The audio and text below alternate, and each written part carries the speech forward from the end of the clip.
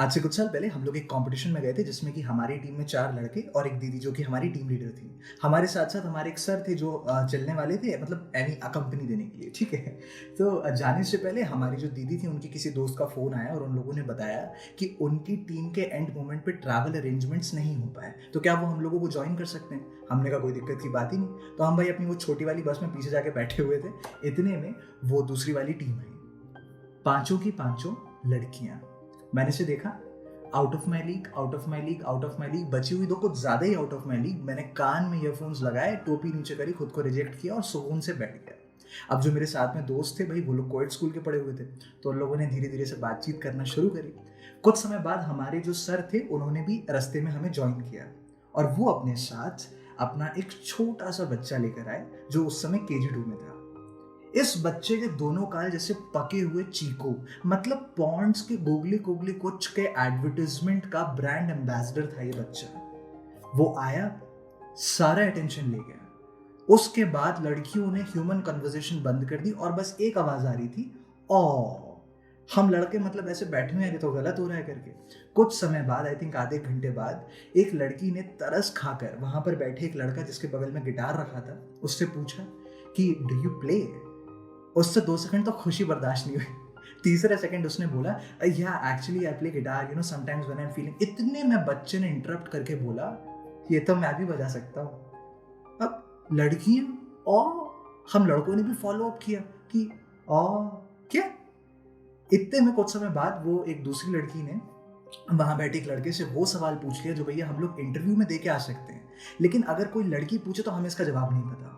उसने पूछा so do you have any hobbies. आपा जाता धमाका या एक्चुअली आई प्ले बास्केटबॉल, मैं इनफैक्ट स्कूल टीम। इतने में बच्चे ने दोबारा से इंटरप्ट किया और उसने बोला मैं तो आपसे अच्छा खेल सकता हूँ। लड़कियों ने फिर से गुस्सा बर्दाश्त नहीं हुआ उस लड़के से। उसने दिमाग में गुस्सा रखा, चेहरे पर एक हंसी रख के दांत पीसते हुए बच्चे से बोला अच्छा बेटे तो खेल के दिखाओ। बच्चे ने आधे सेकंड के अंदर रिप्लाई दिया कि भैया मैंने आपकी तरह सीखा थोड़ी है, सीखूंगा तो आपसे अच्छा खेल लूंगा। क्या रिप्लाई देते यार इसका हम लोग। लड़कियां फ्लैट, क्यूट बच्चा सैवेज रिप्लाई, बेटर कॉम्बिनेशन होता है क्या। इसके बाद लड़कियों ने अगर हमसे कुछ भी पूछा तो उसके रिटर्न पे उस बच्चे ने कहा कि ये तो मैं आपसे बेटर कर सकता हूँ। बचे हुए 9 घंटे की ट्रिप में उन लड़कियों ने हमें इस कदर इग्नोर किया, मतलब उनके लिए वो बस के पीछे का हिस्सा एग्जिस्ट ही नहीं करता। उनकी बस में आगे 2 टायर थे और गाड़ी चल रही थी। हम लोग उस कंपटीशन में गए, हमने हराया एक टीम को और जो टीम सेकंड आई थी हमने उनको इतनी बेरहमी से हराया। हमारी टीम की जो लीडर थी वो दीदी समझ ही नहीं पाई कि इन बच्चों में इतना टैलेंट अचानक से कैसे आ गया। उनको नहीं पता था कि हम अपने बस का गुस्सा निकाल रहे थे उस इवेंट में। उस दिन मैंने ना एक चीज सीखी और एक रिक्वेस्ट है मेरी। सीखा ये कि तुम जो कहते हो ना कि तुम्हारी पेंटिंग अच्छी नहीं है और तुम क्या फटी बाज जैसी मेरी आवाज है और तुम उठ के कहाँ जा रहे हो भाई। आप कहते हो ना कि आपको खाना बनाना नहीं आता। मैं आपसे और आपको एक बात बताना चाहता हूँ that it is okay to suck at things. It is okay कि तुम किसी फील्ड में वाहियात हो, कोई दिक्कत की बात नहीं। लेकिन एक सवाल है, क्या तुमने कभी जिंदगी में 5 मिनट का YouTube वीडियो भी देखा है कि भैया अपनी आवाज कैसे इंप्रूव कर सकते हैं? नहीं। आप जो कहते हो कि आपकी पेंटिंग खराब है, आपको पता है बेसिक टेक्निक्स होती हैं कुछ पेंटिंग की, ऐसी ह्यूमन बॉडी बना के उनको 8 हिस्सों में डिवाइड करते हैं, उसके बाद ड्राइंग काफी इजी हो जाती है। नहीं पता ना। और आप कभी मम्मी को फोन लगाकर दाल की रेसिपी सीखी है स्टेप बाय स्टेप? नहीं, ट्राई ही नहीं किया और पहले ही हमने घोषित कर दिया कि भैया हम इस फील्ड में बहुत घटिया हैं। ये कैसी बात हुई भला। वो बच्चे की हाइपोथेसिस ये थी क्योंकि उसने आज तक वो चीज सीखी नहीं, तो उसने मन में बना लिया था कि मैं सीखूंगा तो मैं बहुत अच्छा हो जाऊंगा। और हम उस बच्चे के जस्ट ऑपोजिट, क्योंकि हमने कोई चीज आज तक सीखी ही नहीं, हम अपने मन में ये अज्यूम कर लेते हैं कि हम उस फील्ड में खराब होंगे।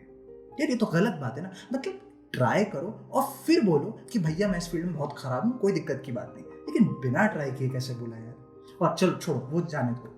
रिक्वेस्ट की बात करी थी ना, तो मैं लड़कों की तरफ से आप लड़कियों को एक छोटी सी रिक्वेस्ट करना चाहता हूँ कि जब आप लोग शादी पार्टियों में, बसों में, ट्रेन्स में, स्कूल कॉलेजेस में किसी छोटे से बच्चे को देख लेती है ना, तो आप लोग ना ऐसे 5, 10 या 15 मिनट के इंटरवल में बस एक्नॉलेज कर दिया कीजिए कि आपको हम दिखाई दे रहे हैं। मतलब कुछ मत कीजिए, बस इतना बता दीजिए कि हम एग्जिस्ट करते हैं, क्योंकि आप हमें इतने घटिया तरीके से इग्नोर करती हैं कि एक पल को तो हमारी एग्जिस्टेंस पे हमें डाउट हो जाता है, हमें लगता है आप आएंगी ऐसे आर पार होकर चली जाएंगी। गलत बात है यार ये। फिर आप हमें डेट पर जाके पूछती हैं, don't you just love kids?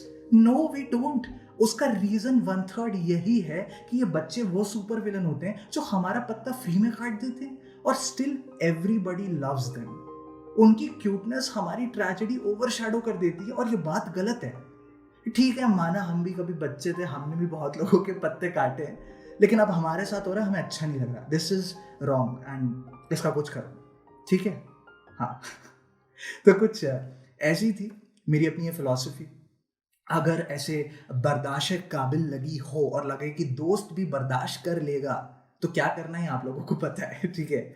लेकिन अगर कुछ ज़्यादा ही अच्छी लग गई, तो लाइफ में जो आज तक कभी ट्राई नहीं किया ना कोई ऐसी चीज़, उसका फोटो लो या रिकॉर्डिंग करो और वो चीज़ ना फेसबुक इंस्टाग्राम पे अपलोड करो, मुझे टैग करो और बोलो कि भैया मैंने ये चीज़ ट्राई करी और अब मैं छाती ठोक के बोल सकता हूँ कि मैं इस फील्ड में बहुत घटिया हूँ। कोई दिक्कत की बात नहीं, लेकिन पहले ट्राई करो, ठीक है?